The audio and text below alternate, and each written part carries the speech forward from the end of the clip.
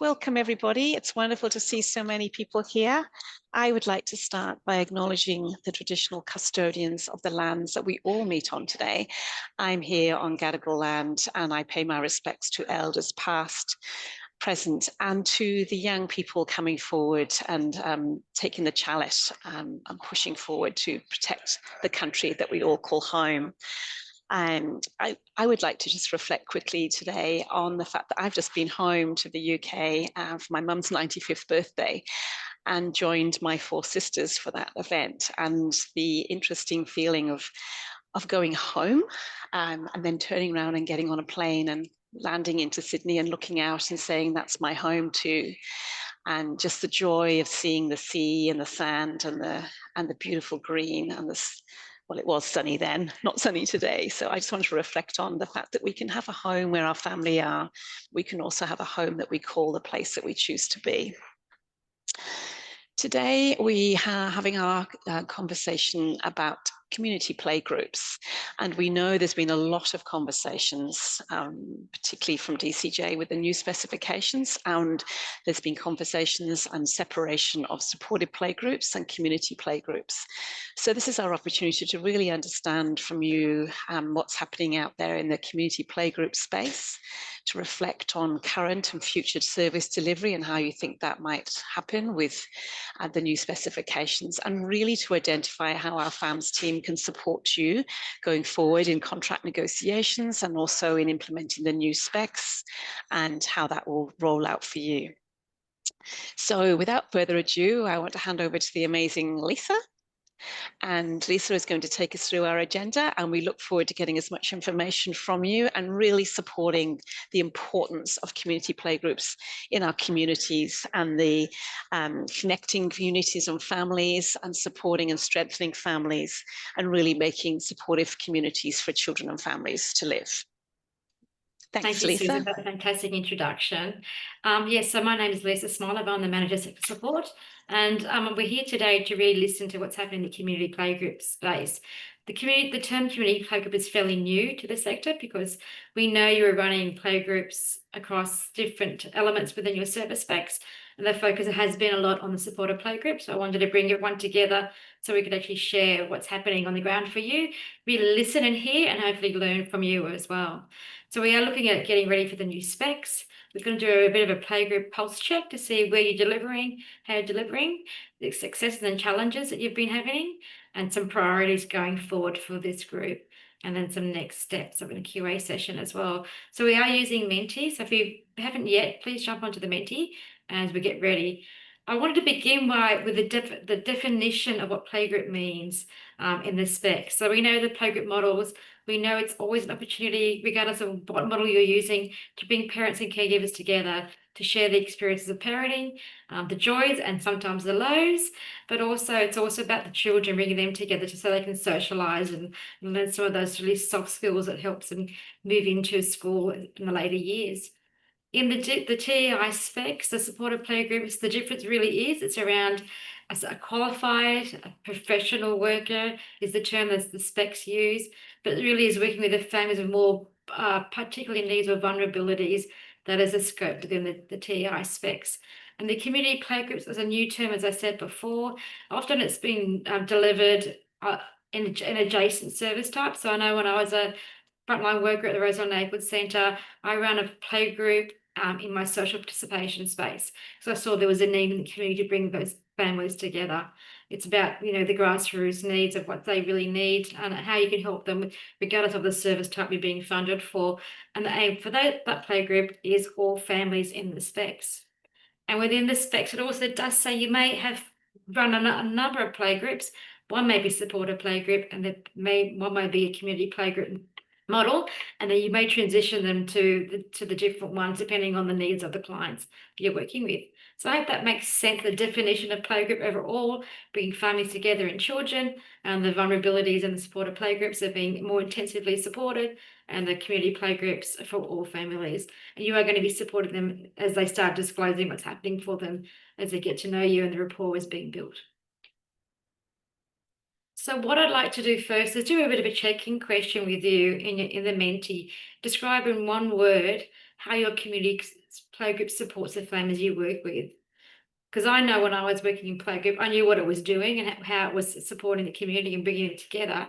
Yeah, so I was thinking this would be the first one that would come through as connection, definitely. Because I really want the value of community playgroups to be recognised in this space, because it does work alongside all the other ways in which you're connecting with your clients. It's a universal access point. And I'm loving the words coming through now. It's engagement, empowerment, and pathways, as I said, as I mentioned before. So we're on the right track here. We think how Playgroup does play a really important role to connect the families, bring them to the support of the ecosystem that hopefully we can give to them across New South Wales. Soft referral is really important, that soft universal access, as they begin to trust you and think that you can maybe help them navigate the families circumstances. And learning, friendship. Yeah, such an important point, friendship. So we know they may come to the playgroup once a week, but they may then meet outside that, having coffees and catching up in parks and play areas. And then as they get into school, they've got that lovely friendship circle already. The transition hopefully will be easier. You might just wait for a few more moments so you get more of a chance to pop some more ideas in. But this is what I was wanting to see. I was wanting to see it's all about capacity, empowerment, connection, the learning, and the joy. It is so much fun in playgroups. I remember I used to love going to the playgroup sessions and just playing with Play-Doh or hanging out with the kids and with the toys. It is one of the lighter moments we get to do in the work. There's a lot of joy there. Okay. I think, and the socialization is so important. I think I might move on to the next section. Now, I really want to take a bit of a dive into how you're actually delivering and where it's being delivered through your contracts. So this is a multiple choice option. You can select multiples. Yeah. So if you are delivering in the community strengthening, safety and wellbeing, is it a supporter playgroup you have as well? Is it Indigenous supporter playgroup? Do you deliver under social participation, community engagement, or other, or you're not sure?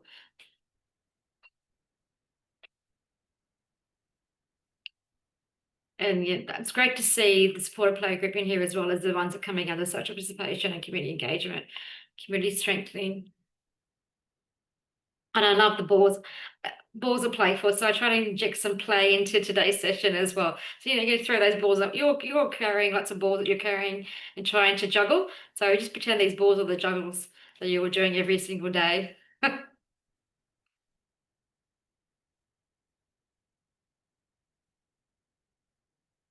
So we've got quite a few supporter playgroups in the room, which is great to see. And across a few more moments, community engagement. So it's almost even, isn't it? 21, 22 community playgroups, supporter playgroups. Because there will be, as we said, the transition to the both. Acknowledging that in the supporter playgroup and the new specs, there's those 5 expectations of the programs you're going to be working within. And potentially you may want to move into the community playgroup space if you've. Okay, I think it might be good to go into the next section. And it's great to see some Indigenous supporter playgroup in here. It's really good to see our ACO community coming to the space. So important, that really lovely soft transition. I know there was another playgroup that I did put on the screen, but it was a facilitated playgroup, which wasn't used very often as a service type. But a few more moments while people are putting those balls in the air. Great. Thanks, everyone. You may have multiple playgroups, as I said before, sitting in supporter playgroup, maybe sitting in social participation as well, or community engagement. I'm going to move forward now to the next section, which is I wanted to sort of see how many centres you actually are coordinating a week. I've put 10 there. I'm recognising you're probably not going to be doing 10, but maybe some organisations have more capacity than others, and I just wanted to see what was the average.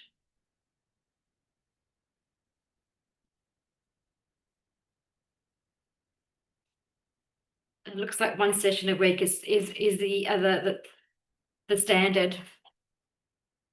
But we do have a 7 session, quite a few in there as well. So that's a very busy week. I imagine maybe doing morning and afternoon or different locations in those in that session types. And again, I won't wait a few more moments.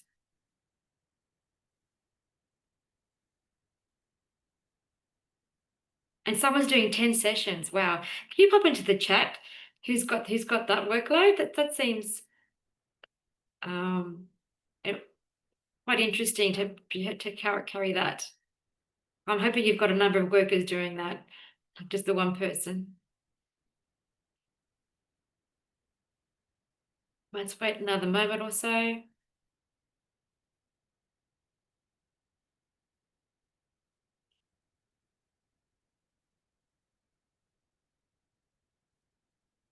Okay, it looks like we might be good to go to the next question. Thank you for that, but that's what I was expecting. I was expecting seeing most people delivering one session a week, recognizing that the community play groups and supporter play groups, the engagement there. But yeah, it's good to see the spread across the more intensive play groups. Oh, and it's just jumped up again.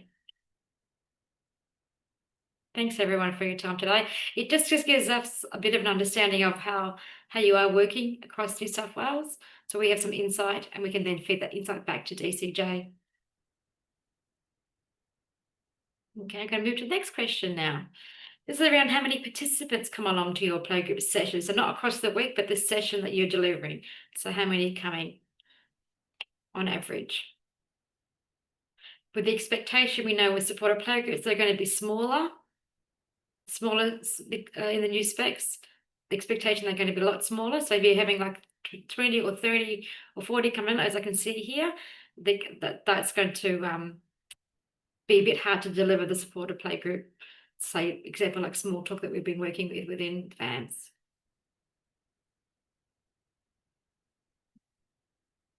But I know there are big numbers out there in the supporter playgroup space because there's such a need.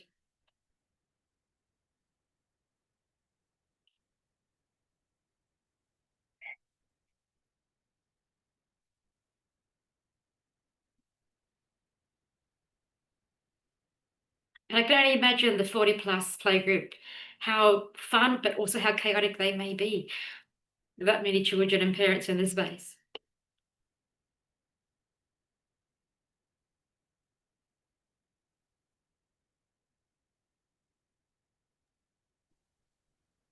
Lisa, there's just a question in the chat. Do you mind clarifying what you mean by participants and whether you mean families or individuals? Oh, sorry. It just says the children and the parents or caregivers. My apologies. It's the parents, the caregiver, so maybe a grandparent or a kin carer or the child. So together, how many coming along to the sessions? And it's a guess, but it's on average. You may have bigger days and others, but yeah, on average. Does that make sense? Hopefully that's been answered properly. Yep. So I know in some playgroup DEX reporting, it's been just the children or just the parents, but I want to see both children and parents. The bigger picture. And Kelly's mentioned in the chat that their biggest attendance this term has been 72. 72. Wow, you get a gold star for that. Can't imagine 72. I hope you've got a really big space for that. And it wasn't a rainy day like today. Okay, thanks everyone. We might move forward to the next session, but this is what I was expecting to see. Most of the playgroups are between 15 and 30, and I imagine those are going to be the more community playgroups, and the smaller ones are where the expectation of the supporter playgroups will be occurring. Lisa, I can see some people were a little confused with how many participants, and they perhaps only counted the child and want to change the number. If you want to change the number, just go and do that now. We'll figure that out. Yeah. I think they might need some instruction. So can they go back into and reselect? It's a multiple option, so you should be able to reselect the one that's more appropriate now when you're including both the children and the parents or the caregivers.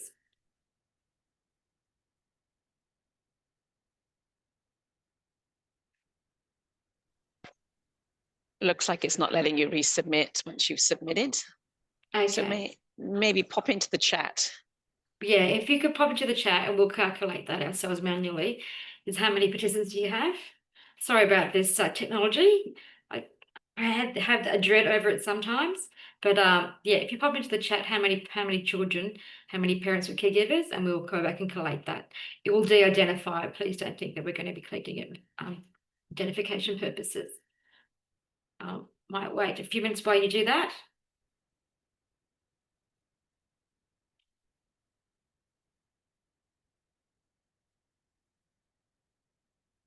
How's everyone going?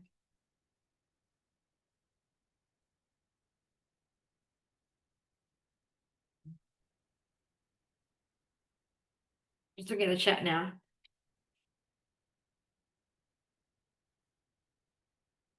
And thanks, Cass, for the direct message as well. Probably there is a way to reset the Menti, but I really don't want to play with that in case I break it. What I might do is I might move forward, and then potentially we might send, when we do send out the recording, we might see we send out a bit of a survey as well to the wider audience and capture what they're doing as well. So we've got a more collated data set. Okay, so what I want to do now is focus on a positive. What is really working well in your playgroup? Because I really want to find, what's working well. What the stories that we're hearing from the people you've been supporting and the children and families. What do you observe?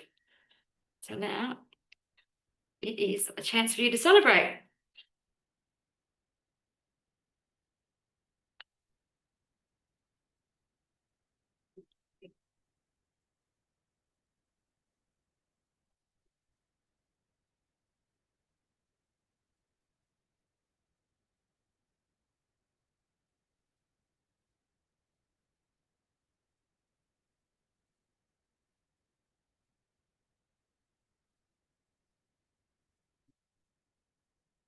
A welcoming, comfortable space. Yeah. And the forming of friendships. Sense of connection. Yes, where families trust to share their support needs. Absolutely. That warm, welcoming space all plays into that same response, doesn't it?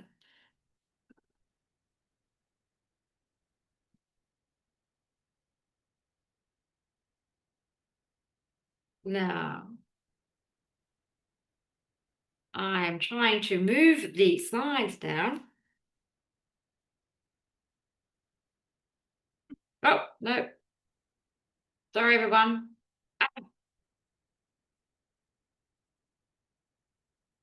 Okay. Slight panic over.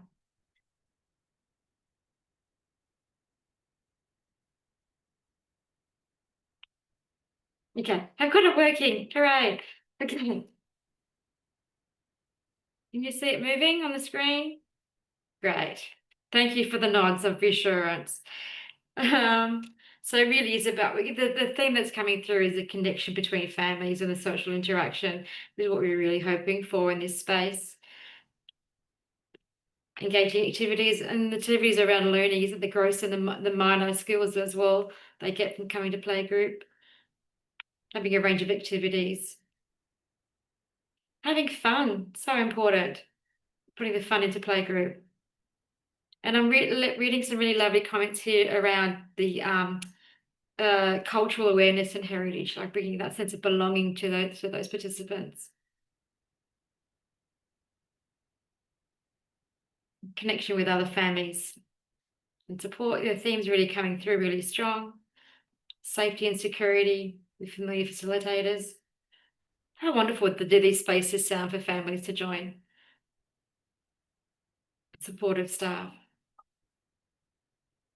I do really appreciate, in the hectic world of playgroup where you are running around, probably, picking up all kinds of messages from the families and trying to support them in a space. Good equipment, books, toys, and yes, 100%. Making sure you've got the really a welcoming space, but also you've got those toys that aren't damaged. I know I used to have quite a few culls with the management committee that I had in playgroup. We would go through and try and find a toy drive. Good communication. Fantastic. Children have fun and grow in confidence. Yeah, I just love seeing the children come through as little toddlers, and then as they're about to head off into school and see how much they learn and grow together. And the cultural activity is really important. And so important too, this one I'm just reading now, is the parents report feeling less isolated and overwhelmed.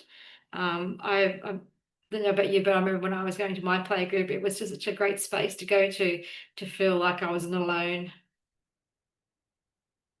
And learning about child development, those milestones as they're meant to be hitting them. You don't, trying to encourage the parents that, don't compare. Not a good idea to compare and compete, but it's about your child's journey as their individual one as well.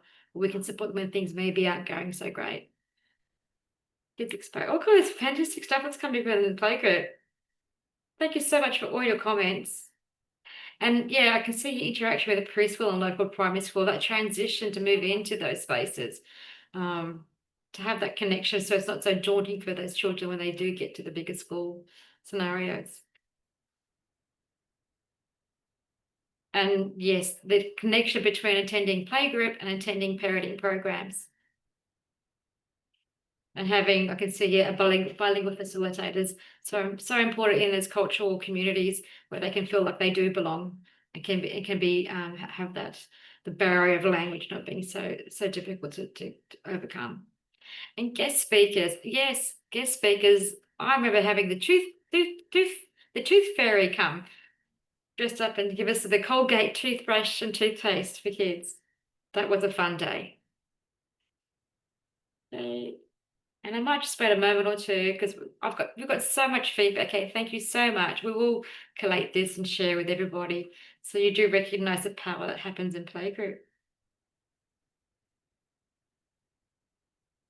Might move to the next section, and obviously, very importantly, the last one: soft entry into other internal and external services. As you get to really understand the family dynamics. Thanks, everybody.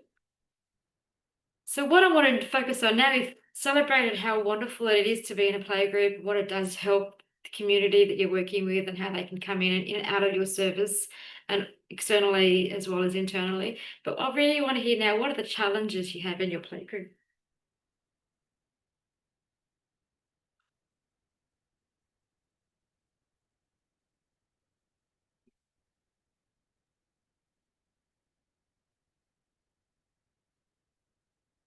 Language, attendance. Maybe the person who's wrote attendance, maybe can you maybe sort of elaborate on that a little bit? Is it too many people coming, or is it not enough? Is it the day and time of when you're meeting? The weather, yes, if you're doing external play groups in the park, or having it outside space and kind of squish everyone into the internal space. Reliance on volunteers, that's what I thought might be coming up. Cost of to venues. I know in some spaces or some communities, councils have been giving the playgroup space, but they have been also now charging for those that service delivery now, which is not, unable to be met sometimes with resources available. Having spaces for parents, too many requests for the group. Yes, because what happens to those parents? They miss out, unfortunately. They feel it too often. Planning activities for all ages. Yes, when you've got toddlers, babies coming together, that can be cause for a couple of accidents along the way, or some socialization behaviors that aren't really safe for some children. Ongoing funding of resources. Yes. Transport to get to the playgroup. Yeah, I can see that does add an extra burden, especially if you've got prams and bags and all kinds of things, how to get on those public transports options. So having variable attendance, so how do you actually plan for that attendance? So you've got smaller weeks with larger ones coming. Different languages, cost of venues and sickness. Yes, the dreaded flus or colds that go through play groups. It does get them ready for school, but not so great for the families as they attend the playgroup sessions. The social dynamics of playgroup. I was expecting this to come up actually, yes, especially when you're using volunteers in particular, and there's the kind of almost the power dynamics that comes into play. The ones that are coordinating playgroups, the ones that are coming as attendees, and then also the succession planning of the volunteers is once the children grow a little bit older, how do you then have that succession planning coming through? Difficulty getting adults to give feedback on desired or required add-ons. Maybe if you could maybe add a bit more to that. What do you mean there? Difficulty getting adults to give feedback on desired or required add-ons. If you do expand on that for us, either in the chat or direct message us or email me later on. I'm curious about that. And low attendance for both parents working. Yes, I know playgroup used to be 0 to 5, but often the way the cost of living, most people are going back in a lot of circumstances, and children are in childcare environments.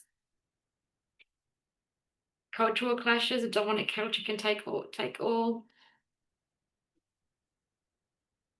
Remaining relevant to intergenerational needs. Yes. And also the age of the mothers or fathers too, because I know when I was running playgroups, there was often a really young cohort and an older cohort, and there was a real disconnect between, like, you're trying to connect them, but there was, there's some sort of stereotypical language they may use. It was hard to break through sometimes.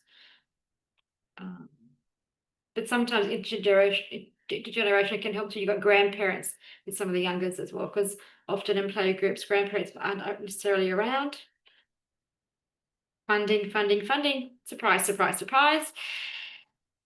Parents wanting to continue to be supported in playgroups when formal content has all been delivered. Yes, that will be difficult because they will hang around and stay, and then you have to move on to your next activity or next thing that's on your to-do list on your desk. How do you do that warmly without putting them off and disrapporting coming along? Part-time and casual staff. Yep, funding restraints again. Keeping facilitators. Yes, it's really hard to keep facilitators because they are often part-time or doing other roles within an organisation. It's only a small portion of what you're able to deliver. And if someone's unwell, then the playgroup gets cancelled. And what does that mean for the community? You've got difficulty getting honest feedback. I'm interested in that because is that through surveys, or is this just general feedback as you're walking around the playgroup having a chat? Reporting on decks and families not wanting to give consent. Yes. So as we know, the expectation from DCJ is to ask for identified information. There are workarounds. So, I'll just slightly touch on that really now. You can have just a date of birth, a year of birth, and a suburb. That is enough to get you identified dex data. But yes, if they don't give consent, they don't give consent, and that's their absolute right to do that. It just depends on what your CPO is saying in that space. And the playgroup being not as beneficial for learning and that is a social group. Yes, it does depend on the dynamics of the people that are coming to the space. So they may just be coming just to have a break, have their child play for a few moments, have a cup of tea and a chat. They don't want to come for the more educational delivery. And lack of training in rural areas. We do acknowledge it's much harder remote and rural, not just the training, but also the distance you need to travel and the families travel to come to playgroup. Oh, an average quality of venues, old community halls. Don't you love that, Chestnut? How hard is it to have a clean, safe space when a council, or in my case, a church, we were leasing from? So thank you, everyone. Again, we've got a wealth of information here. We will unpack this and feed it back to you. But it's really great information for us and hopefully for you to reflect on as well. Oh, families are coming back with their second or third child and don't want to register because we already have the first one. Oh, that's really interesting. Yes. And I might just ask a question here. I just wanted to see, who in the space, or just a comment here, are they using Playgroup New South Wales for their membership as well? And if they're utilising their resources there? We'll come to that in a second. Just have a think about that. So think about all the things we've just discussed. How can we work together to address those challenges? What are you using that you might want to share with this group right now that you are using to try and combat some of that? the challenges context.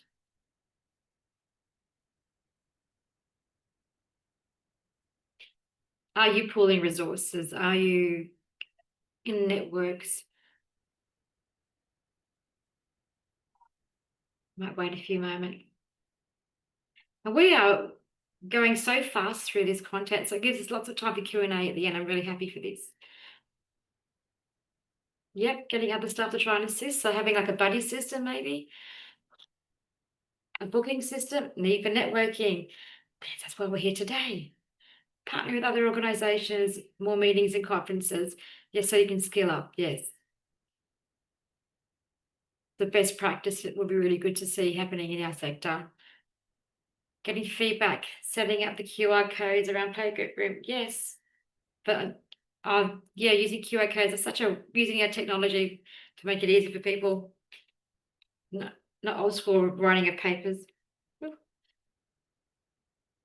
Advice on developing content. Yeah, activities. Yeah, some little things you can do that are really easy, low cost.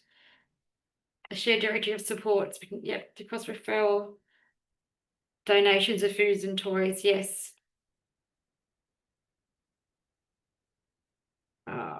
Wait. There we go. But so many ideas coming thick and fast, everybody. Bilingual staff, yes, if you have that capacity, is so important to be so inclusive. Partnerships and collaboration.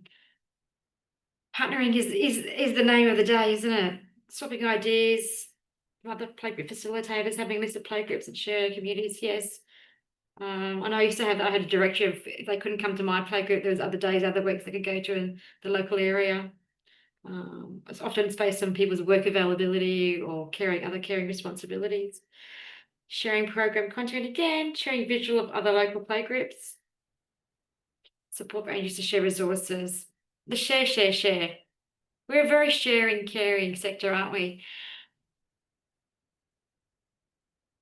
Forming partnerships. Yeah, this is what I was expecting to see. And hopefully we'll go to the next section.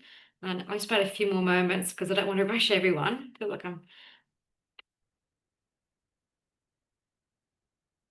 there are no other playgroups I might already connect with.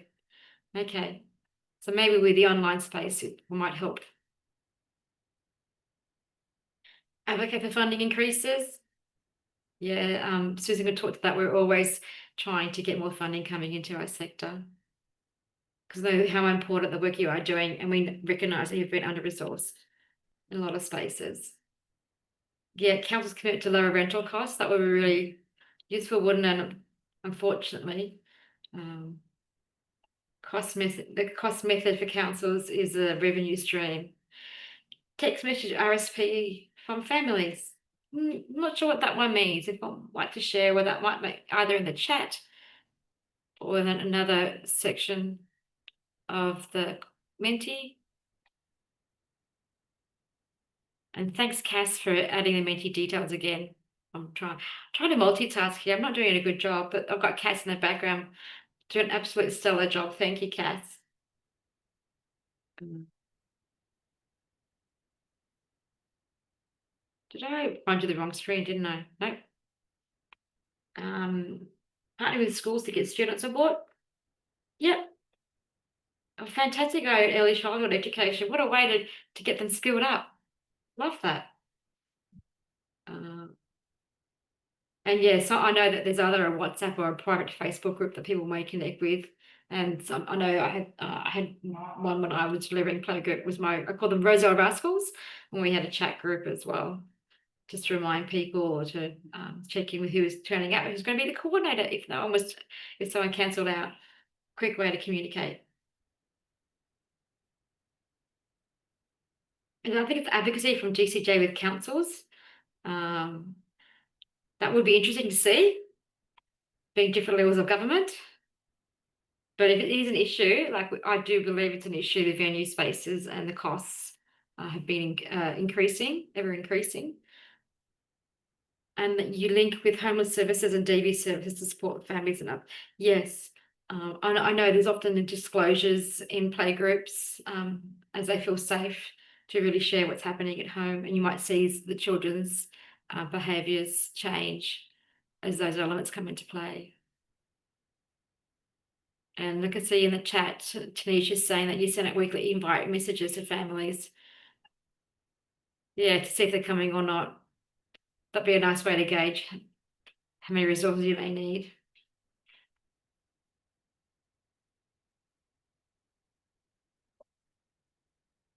Resources, toys and books should be updated, yes. Especially if they're being damaged, there could be sharps in them, and that could be a risk.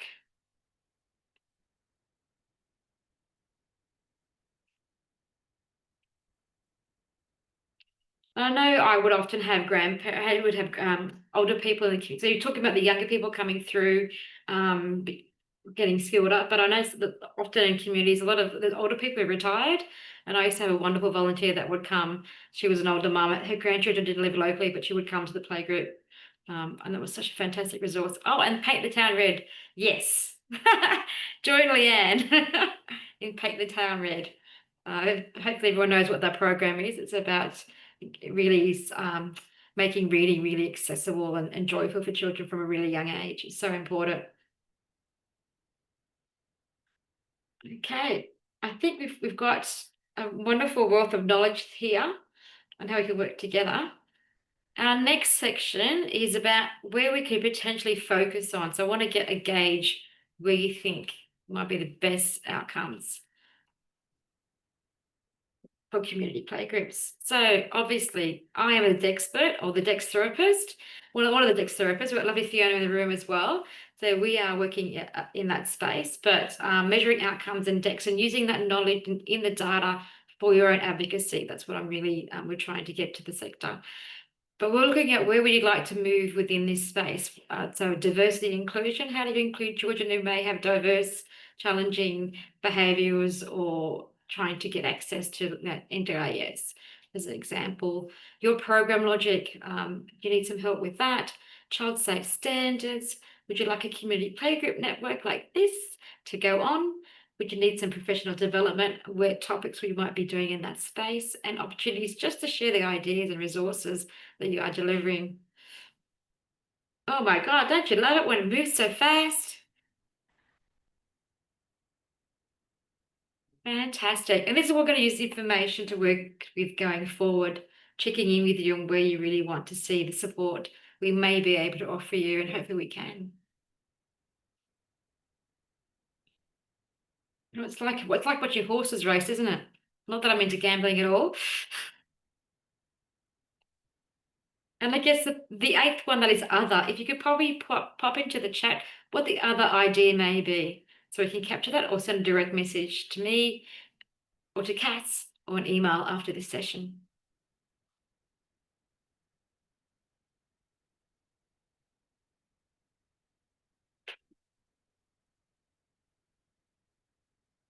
And thanks everyone for spending time too. We are trying, it's great to see the interactivity here, because I really wanted to hear what was happening on the ground. I want to find out how we can, what's really happening, because I have ideas, I know from my own experience, but I know it's across New South Wales, it does vary.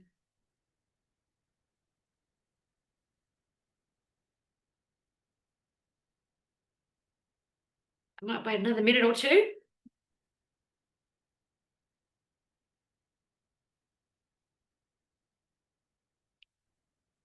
It does look like the measuring outcomes, and for me, it's about showing the value of what you do, showcasing that through data, and then share ideas. And it's just to be able to connect. Program logic gives me a migraine. Yes, I can definitely empathize with that. And especially, I don't know if anyone's been using the new E program logic. We are going to be talking about that in a future sector conversation. Keep an eye out for that. And with the new specs coming to play next year, we all need to go back to the program logic and get many migraines out of it. But hopefully we can make it easy for you. Okay.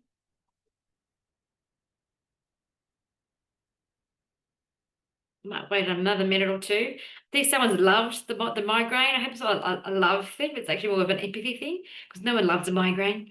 It's me, and it's definitely more of an empathy thing, thinking I feel for you, Leanne. Yeah, thanks, Cass. So we walk alongside you, like you walk alongside your clients. We hopefully you feel that we walk alongside you at fans.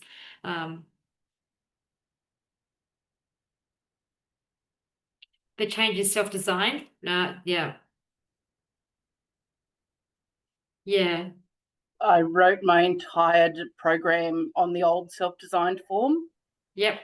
and then they changed it, and it's now no longer relevant. Oh my gosh. Yeah, the wasted time and energy that goes into that, huh? I'm so sorry to hear that.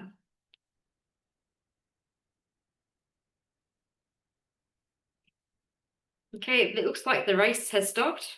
Oh, no, as I said that, things changed. So we have for us to focus on potential, moving again, spoke too soon. But for me, measuring the outcomes of what you're doing, I'm quite pleased that's there because it is really about building evidence of the sector does and having it valued by, the powers that be, whether it's your manager, the CPO, DCJ, or our Minister in Treasury. That is the goal for me in this space.